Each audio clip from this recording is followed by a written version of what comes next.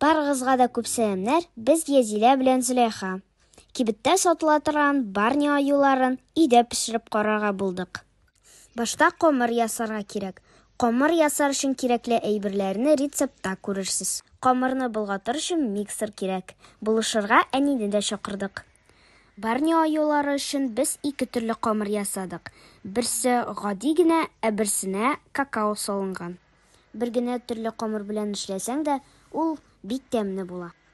Аю төшерелгән силикон формаларны майладык, чөнки майламасаң, аларга камыр ябышачак. Аюларның эшлеге өчен безгә сгущенка кирәк булды, ләкин без аны ача алмадык һәм әти безгә булышты.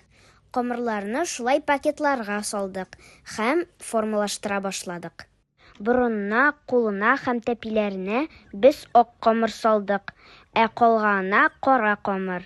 Һәм киресенчә, эченә сгущенка тутырырга да онытмадык. Камырны аю формасына тутыру безгә бик ошады, бик кызыклы булды.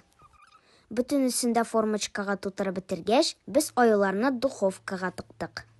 Әзерлеген таяк тыгып белеп була. Өйдә пешергән барнилар кибеттәгедән күпкә тәмлерәк килеп чыга. Сез дә пешереп карагыз һәм әти-әниләрегезне сыйлагыз. Алар бик сөенерләр.